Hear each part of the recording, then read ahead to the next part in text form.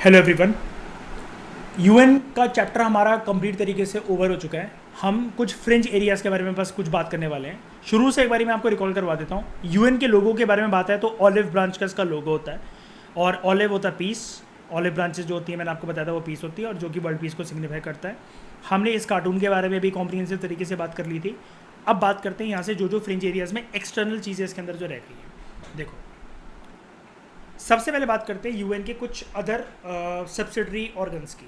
IMF, international monetary fund. International monetary fund जो है वो एक इंटरनेशनल ऑर्गेनाइजेशन है जो कि ये देखता है डेट ओवरसीज मतलब एक तरीके से देखना, फाइनेंशियल इंस्टीट्यूशंस की रेगुलेशंस को देखना। आगे लिखा भी हो देखो, फाइनेंशियल इंस्टीट्यूशंस और उनकी रेगुलेशंस को देखना जो कि इंटरनेशनल लेवल पे एक्ट करते हैं। बहुत सिंपल है। तो अगर आपको कोई बोले कि आईएमएफ के बारे में कोई भी क्वेश्चन आ जाए ना, तो ये होता है उसका क्या कहते हैं उसको, इसको कहते हैं मैंडेट। ये आईएमएफ का मैंडेट है। काम क्या करता है, मतलब बेसिक पर्पस क्या है।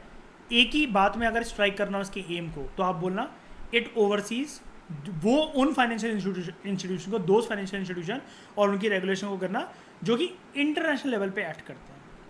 कितने मेंबर्स हैं यहाँ पर? 189 मेंबर कंट्रीज़ हैं एज ऑन 12 अप्रैल 2016। लेकिन इन सबका इक्वल से नहीं है कि आईएमएफ में कोई मेंबर बन जाए तो इक्वल उसको वॉइस मिल जाएगी जी, नहीं। जैसे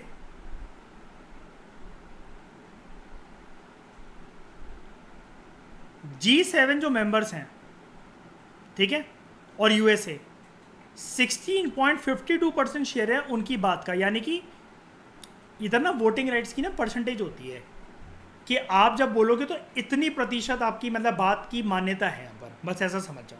जापान इतना इतना, जर्मनी इतना, हम इन सबसे कंसर्न नहीं है। बाहर में जानते हो सबको। सबसे ज़्यादा किसका? G7 मेंबर कंट्रीज़ का और यूएसए का 16.52%। अब बात सीधा करते हैं अपने देश के बारे में। इंडिया का कितना? 2.64% से है आईएमएफ में। ये फैक्ट आपको बहुत कम जगह मिलेगा। ये आपको अच्छे से मेमोराइज करना है। इस वाले फैक्ट को हर एग्जाम में पूछा जा सकता है। CBSE, SSC, UPSC, state PSC, ये वाला, ठीक है। आईएमएफ के अंदर कितना, आप आईएमएफ को सीख गए, ठीक है। एंड ओके, फिर पहले इन सब को ख़त्म करते हैं हम लोग, ऑर्गन्स को, ये सब्सिडरी ऑर्गन्स को। आईएमएफ हो गया। वर्ल्ड बैंक, वर्ल्ड बैंक को क्रिएट करा गया था सेकेंड वर्ल्ड वॉर के बाद ही, यूएन से एक साल पहले। ये वाला फैक्ट आ सकता है कि क्या वर्ल्ड बैंक यूएन के बाद क्रिएट हुआ, उससे पहले यूएन से एक साल पहले 1944। इसकी जो एक्टिविटीज़ हैं ये they are generally focus on developing countries. ये किस किस एरियाज़ में दिशा में काम करता है? Human development like education, health, agriculture और rural development, irrigation, rural service, environmental protection, pollution reduction, और इस्टेब्लिश करना, एनफोर्स करना रेगुलेशंस को जो कि एनवायरमेंट से रिलेटेड हो। इंफ्रास्ट्रक्चर के मामले में road, urban regeneration, electricity, governance, anti corruption, development of legal institutions. अब एक बात बताता हूँ, ये सारे के सारे मैंने एम्स और मैंडेट बताए वर्ल्ड बैंक के। कोई भी बुक उठाकर देख लेना बाजार से लाकर। एक तो ये बॉक्स में सबसे सिंपल छोटा सा बॉक्स है वर्ल्ड बैंक के बारे में। कभी इमेजिन नहीं कर सकता पर्सन, इसलिए मैंने बोला था कल भी आपको पॉलिटी की क्लास में कि कभी भी ना पॉलिटी में चीज़ें ऑल और नन पे वर्क करती हैं। आपको पता है तो आप मार्क कर पाओगे, ये नहीं। अब वर्ल्ड बैंक में लोगों की नज़र पता क्या जाती है? वर्ल्ड बैंक उन्होंने देख रखी होती है रेडी मूवी। रेडी मूवी में एक सीन आता है, वो कहता है पंजाब बैंक सुना है, इलाहाबाद बैंक सुना है, वर्ल्ड बैंक क्या है? वो कहता है चाचा चाची ऑफ ऑल बैंक्स, मामा मामी ऑफ ऑल बैंक्स। बस लोगों को यही याद रह जाता है, सबकॉन्शियस माइंड में स्टोर हो जाता है और जाके गलती हो जाती है। वर्ल्ड बैंक में इसमें कोई भी आपको बैंकिंग ज़्यादा सर्विसेज दिख रही हैं? वर्ल्ड बैंक का मैंडेट देखो, फिर से देखो। ह्यूमन डेवलपमेंट के लिए काम करता है, नाम वर्ल्ड बैंक है। खेती बाड़ी के लिए काम करता है, गांव की मरम्मत के लिए काम करता है, सॉरी, एनवायरनमेंट के लिए काम करता है, इंफ्रास्ट्रक्चर के लिए काम करता है, गवर्नेंस के लिए काम करता है। कहाँ है इसके अंदर, कहाँ है इसके अंदर बैंकिंग वाला काम? ज़्यादा लोन्स देता है, ग्रांट देता है मेंबर कंट्रीज़ को, और इसका बहुत इनॉर्मस इन्फ्लुएंस रहता है डेवलपिंग कंट्रीज़ की इकोनॉमिक पॉलिसीज़ में। इसको अक्सर इस बात पे क्रिटिसाइज करा जाता है कि ये जो गरीब देश होते हैं, जिनको आईआर की भाषा में एलडीसी कहा जाता है, लीस्ट डेवलप कंट्रीज, उनके लिए एक अच्छा इकोनॉमिक एजेंडा नहीं बनाता, या बनाता भी है ना तो कहता है कि हम तुम्हारे लिए काम कर देंगे, हम तुम्हें पैसा दे देंगे, लोन दे देंगे, तुम फ्री मार्केट रिफॉर्म्स लेकर आओ। इंडिया एल्ड इसी बात से कंटिन्यू करते हैं इस डिस्कशन को। इंडिया कभी भी एलटीसी नहीं रहा, आज़ादी के बाद भी, मतलब लीस्ट डेवलप कंट्री के स्टेटस में नहीं था। नैम का अच्छा खासा प्लेटफॉर्म था, सपोर्ट था, सब कुछ था आज़ादी के बाद, तो डेवलपिंग कंट्री से रहा है। शुरू में हल्का सा आप कह सकते हो मार्जिन पे था कि लीस्ट डेवलप कंट्री से ऊपर और डेवलपिंग कंट्री के बिल्कुल बॉर्डर पे खड़ा था, लेकिन कुछ टाइम बाद डेवलपिंग कंट्री में जल्दी खिसक गया। लेकिन 1991 में कैसे भी इंडिया लीस्ट डेवलप कंट्री नहीं था। हमारे देश की आर्थिक स्थिति बहुत बेकार हो गई थी। आर्टिकल 360 का यूज़ हो ही जाता फाइनेंशियल इमरजेंसी, लेकिन वो नहीं हो पाया।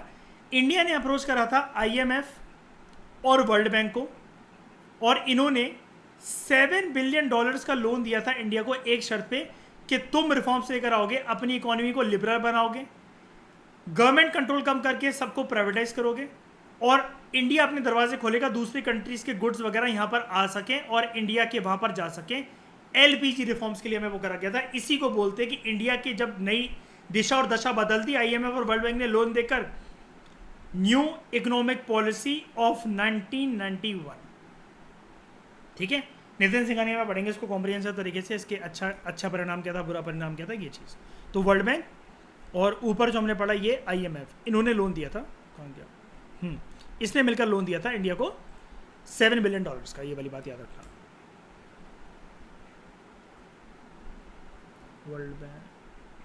वर्ल्ड बैंक हो गया। बात करते हैं आगे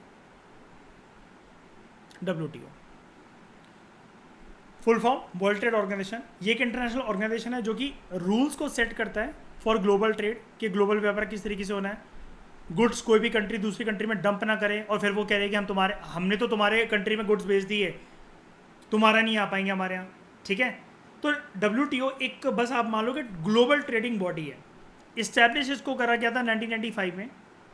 पहले जो था, पहले WTO नहीं था, इसका नाम जो यूज़ होता था, इसका जो स्ट्रक्चर था, उसका पूरा का पूरा नाम था WTO का पुराना नाम कह सकते हो आप। ठीक है, GATT, journal agreement on trade and tariffs.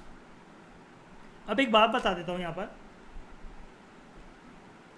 मैंने बड़े सारे एग्जाम्स में ये देखा है, पेपर सेटर की कोई औकात तो होती नहीं है, लेकिन स्टूडेंट्स का साल बर्बाद करवाने के लिए 4 ऑप्शन वो ये पूछते हैं, लेकिन उनमें से एक ऑप्शन होता है जर्नल एग्रीमेंट ऑन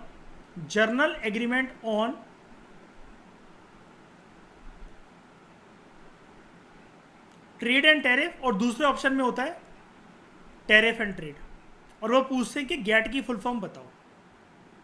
ये वाली बात मैं इसलिए नज़र डलवाना चाहता हूँ, general agreement on trade and tariff है, पहले ट्रेड आएगा फिर टैरिफ। छोटी सी बात है, फुद्दू बात है जानता हूँ, लेकिन क्वेश्चन देखे हुए मैंने ऐसे बड़े सारे एग्जाम्स में। ठीक है, इसको क्रिएट करा गया था after second world war. 164 members हैं इसके अंदर। 29 जुलाई 2016 के आंकड़ों के अकॉर्डिंग सारे जो डिसीजंस हैं वो यूनानिमसली लिए जाते हैं। ठीक है, बट मेजर इकोनॉमिक पावर जैसे US, EU पूरा का पूरा, यूरोपियन यूनियन और जापान, ये अच्छे से मैनेज कर पाए हैं अपनी फाइनेंशियल पोजीशन की वजह से, इकोनॉमिक पोजीशन की वजह से, कि WTO में अपने फेवर में रूल्स को, अपने फेवर में ट्रेडिंग रूल्स को फ्रेम करवा सकें, ताकि इनके इंटरेस्ट उससे सर्व हो। डेवलपिंग कंट्रीज अक्सर कंप्लेंट करती है कि WTO के जो प्रोसीजर हैं वो नॉन ट्रांसपेरेंट है, ट्रांसपेरेंट नहीं है, और बड़ी बड़ी पावर से उसको डोमिनेट करती है। ये कुछ क्रिटिसिज्म है हल्के से। ठीक है, लेकिन ऊपर वाली बात, GATT वाली बात और मेंबर कंट्रीज इंपॉर्टेंट है। WTO हो गया। IAEA very important, international atomic energy agency, इसको क्रिएट करा गया था 1957 के अंदर। ये आई क्यों थी? USA के एक प्रेसिडेंट की वजह से आई थी, जिनका नाम था D. आइजनहोवर, पूरा नाम ड्वाइट D. आइजनहोवर। ये एटम्स फॉर पीस, इस आप कह सकते हो पर्पस को, आइडियोलॉजी को, मतलब ये लागू करना चाहते थे। एटॉमिक पावर से देखो बहुत ज़्यादा नुकसान हो सकता है। एटम बम गिरेगा, हिरोशिमा नागासाकी, आपने ऐसा सुना होगा, या दुनिया में आज के टाइम में कहीं पर भी गिरे, इतने किलोवाट टन के होते हैं कि पूरे के पूरे वर्ल्ड को एक ब्लिंक ऑफ आइज के अंदर ख़त्म कर सकते हैं। ठीक है, atoms for peace Dwight D Eisenhower का ये था, एटॉमिक एनर्जी को यूज करो फॉर पीसफुल पर्पसेस। जैसे इंडिया के अंदर कुदनकुलम तमिलनाडु के अंदर, आपने सुना होगा इसको अक्सर न्यूज में, कुदनकुलम न्यूक्लियर पावर प्लांट्स हैं तमिलनाडु के अंदर। इंडिया क्या परमाणु बम बनाने की कोशिश कर रहा है तमिलनाडु के अंदर, या मतलब बेस बना रखा है इंडिया ने? इंडिया न्यूक्लियर एनर्जी को यूज करता है ओनली फॉर पीसफुल पर्पसेस। और यही अगर आपने नीचे लेक्चर मेरे देखे होंगे, जो पहला चैप्टर था मैंने उसके अंदर कोल्ड वॉर के अंदर एक बात कवर करवाई थी। इंडिया जो है इन सारी ट्रीटीज को, salt 1, salt 2, start 1, start 2, NPT, specially NPT, nuclear non proliferation treaty को क्यों डिसमिलिट्री मानता है। और ये जितनी भी ट्रीटीज है ना, salt 1, salt 2, start 1, start 2, NPT, CTPT, ये टाइम टू टाइम पीएसआईआर का पेपर उठाकर देख लेना, डायरेक्टली ये क्वेश्चन आता है कि इंडिया एनपीटी को डिसमिलिट्री क्यों मानता है, ठीक है, और क्यों साइन नहीं कर रखा है। क्योंकि वो ऑब्वियस ही बात है, न्यूक्लियर एनर्जी तुम यूज करो तो तुम कह रहे हो एटम्स फॉर पीस, हम यूज करें तो पक्का तुम डेवलपिंग कंट्री हो, तुम परमाणु बम बनाओगे, तुम्हें ख्याल नहीं रखना आता, वो रखना नहीं आता, तुम अच्छे से नहीं पकड़ोगे। मतलब ये वही वाली बात है कि अगर कोई जिसके घर के बाहर BMW खड़ी हुई है, वो अगर आईफोन पकड़ ले तो वो ज़्यादा अच्छे से संभालेगा, उसके हाथ से नहीं गिरेगा आईफोन। लेकिन अगर उसके घर में कोई काम करने वाली नौकरानी हो, वो आईफोन अगर उसका छू ले तो भैया नहीं, आप नहीं छूओगे, आपके हाथ से गिर जाएगा, तो मेरा तो यार लाखों का नुकसान हो जाएगा। ये वाली बात है। It seeks to promote peaceful use of nuclear energy. इसका एम ये है कि न्यूक्लियर एनर्जी को पीसफुल पर्पस के लिए यूज करा जाए। न्यूक्लियर एनर्जी को पीसफुल पर्पस के लिए जो यूज करा जाता है ना, मैं आपको बता देता हूँ, ज़्यादातर इंडिया जैसे यूज़ करता है, इलेक्ट्रिसिटी जनरेशन के लिए यूज़ करा जाता है। बहुत अच्छे से उसका ख्याल रखना पड़ता है। न्यूक्लियर एलिमेंट के अंदर जो एटम्स होते हैं उनका जो 2 नाम होते हैं, मैं आपको नाम बता देता हूँ, 3 होते हैं इनफैक्ट। इनसे बनता है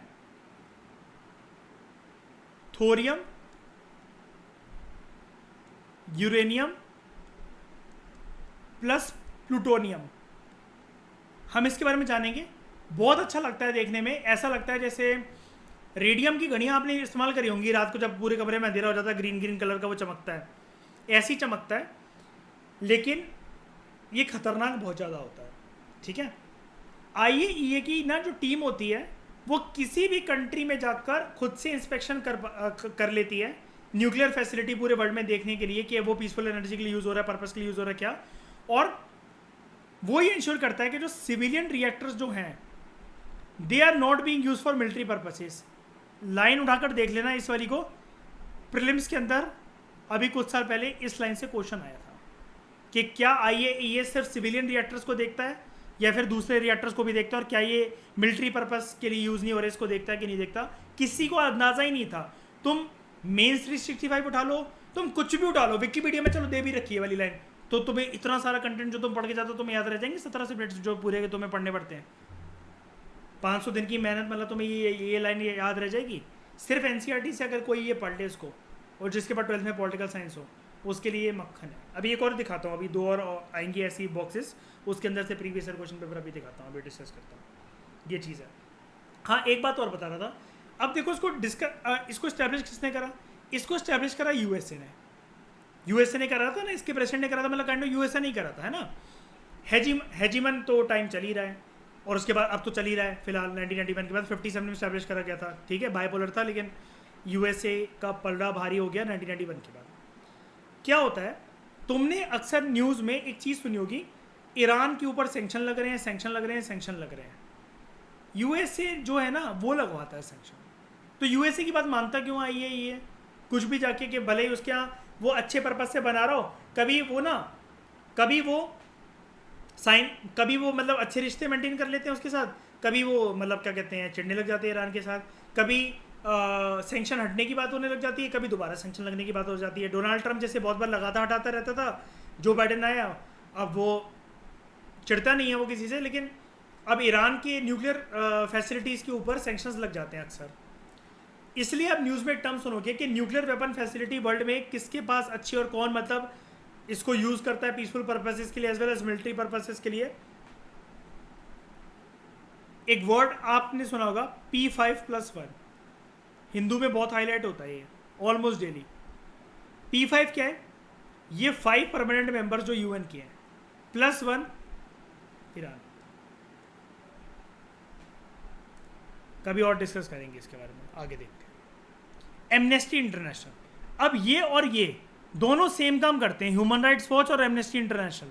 यूपीएससी पूछ भी चुका एक बारी बच्चों की कन्फ्यूजन के लिए, क्योंकि उसको औकात पता है कि लोग ये सोचते हैं इतनी सारी यूएन की बॉडीज है इसको याद रहेगा। उठाता लाइन एनसीईआरटी से, लेकिन एनसीईआरटी देखने में लोगों को शर्म आती है। एमनेस्टी इंटरनेशनल,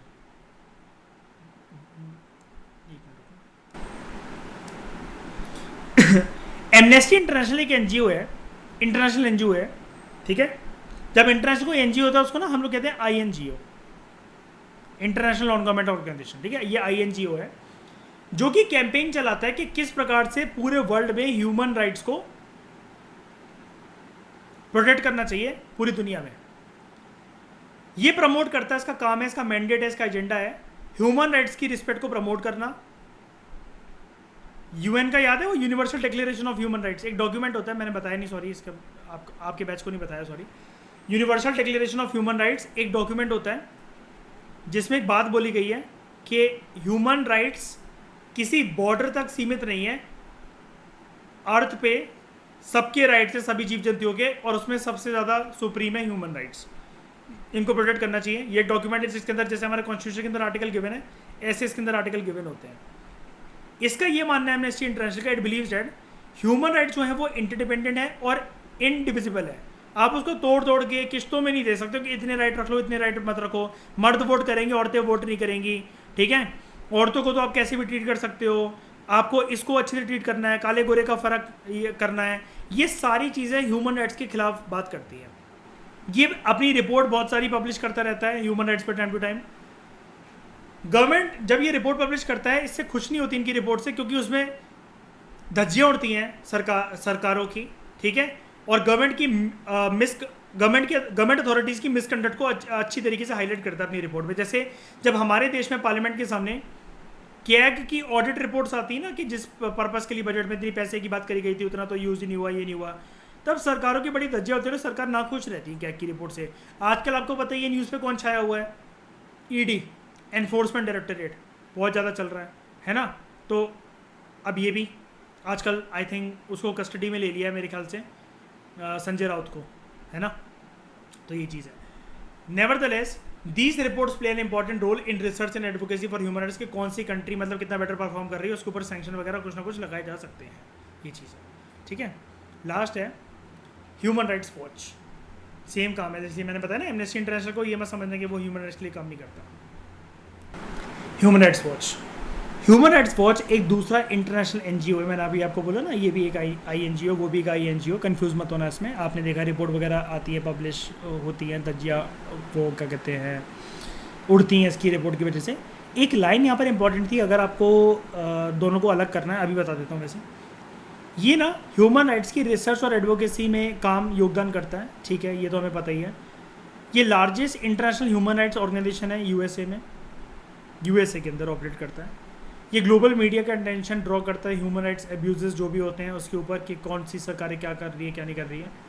ये एक इंटरनेशनल कोलिजन को बिल्ड करने में मदद करता है, लाइक कैंपेन चलाता है टू बैन लैंड माइंस। अब लैंड माइन से क्या होता है, अब माइनिंग करते हैं बहुत अमीर लोग, सरकारें कुछ करवाती हैं, लेकिन उसके अंदर तो धंस जाते हैं, मर जाते हैं, तो क्या उनकी जान की कोई वो नहीं है।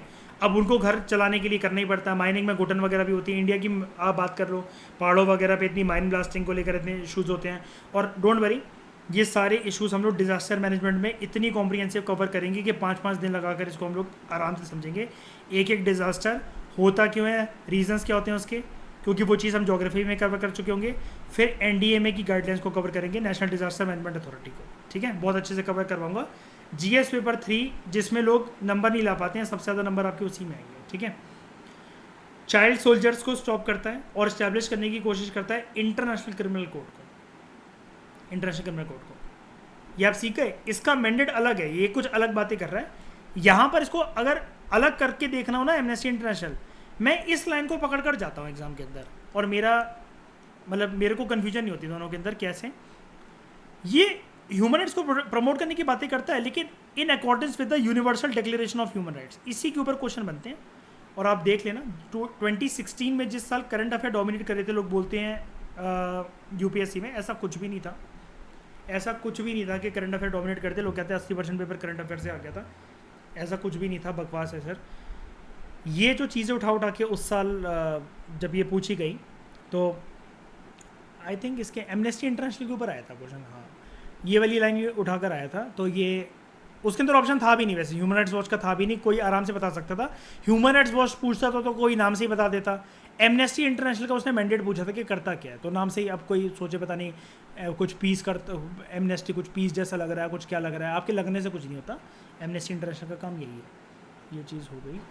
उसके बाद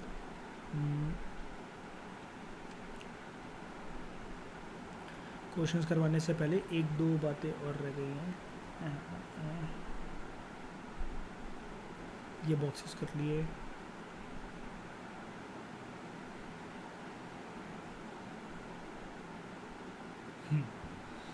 ऊपर कुछ और तो नहीं रह गया? ये तो कर लिया। यूएन की फाउंडिंग को डिस्कस करते हैं। फाउंडिंग ऑफ द यूएन 1941 अगस्त में हुआ क्या, ध्यान से सुनना, सारे फैक्ट इंपॉर्टेंट है। बहुत सारे सोर्सेज के अंदर एक जगह पर नहीं मिलेंगे ये इतना सटीक से और इतना कंप्रेस्ड होकर।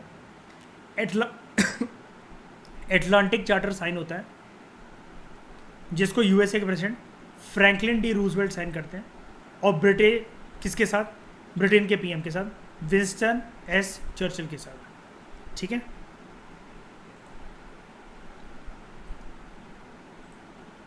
नाइनटीन 1942 में क्या होता है, 26 allied Nations they were fighting against the axis power. कौन थे शामिल एक्सिस पावर के अंदर, Germany, Italy and Japan. Germany, Italy, Japan, ये वॉशिंगटन डीसी में मिलते हैं एटलांटिक चार्टर को सपोर्ट करने के लिए और डिक्लेरेशन बाय यूनाइटेड नेशंस को साइन करने के लिए। 1943 दिसंबर में अगले ये जो पूरा साल, हाँ ठीक है, 2 साल ऑलमोस्ट, ठीक है, तेहरान कॉन्फ्रेंस होती है। तेहरान कॉन्फ्रेंस डिक्लेरेशन ऑफ क्या, ये 3 पावर्स, हाँ, यहाँ पर यूएस, ब्रिटेन और सोवियत यूनियन में ये कॉन्फ्रेंस होती है। ये स्टेप कुछ चल रहा है, मतलब एक तरीके से जैसे हमने उसमें डिस्कस करा था, अपने प्रीवियस लेक्चर अगर देखे होंगे, क्या था वो, ईयू कैसे बना, तो वो मार्शल प्लान से शुरू होती है कहानी और धीरे धीरे करके वो ऐसे ही है। 1945 फरवरी में याल्टा कॉन्फ्रेंस होती है 3 बिग नेशंस की, ये बहुत इंपॉर्टेंट कॉन्फ्रेंस है। इसमें किसने पार्टिसिपेट करा था, क्वेश्चन आ सकता है बड़े सारे स्टेट पीएससी में। रूजवेल्ट, चर्चिल और स्टेलिन। रूजवेल्ट कहाँ से, यूएसए से, चर्चिल ब्रिटेन से, स्टेलिन रशिया से। इन्होंने डिसाइड ये करा था कि ये ऑर्गेनाइज करेंगे यूनाइटेड नेशंस कॉन्फ्रेंस को on the proposed world organisation, कि उसको एक उसका रूप देंगे। अप्रैल से मई तक 2 मंथ की लंबी यूनाइटेड नेशंस की कॉन्फ्रेंस चलती है इंटरनेशनल ऑर्गेनाइजेशन पे सैन फ्रांसिस्को में। 1945 26 जून साइन होता है UN charter by 50 nations. Poland के अंदर साइन करा जाता है इसको ऑन अक्टूबर 15। सो यूएन में 51 ओरिजिनल फाउंडिंग मेंबर्स है, इसलिए हम लोग इसको 51 कहते हैं, ठीक है। पोलैंड ने इसको साइन करा था। उसके बाद 1945 24 अक्टूबर यूएन फाउंड करा गया एंड 24 अक्टूबर को हम लोग बोलते हैं यूएन डे। मैं आई थिंक बड़े सारे लेक्चर्स में 11 अक्टूबर बार बार बोल रहा था, 24 अक्टूबर है, ठीक है। और 1945 अक्टूबर 30 इंडिया ज्वाइन करता है यूएन को। ये सारे फैक्ट इंपॉर्टेंट है, इसको देख लेना एक बार। उसके बाद है कुछ रह तो नहीं गया,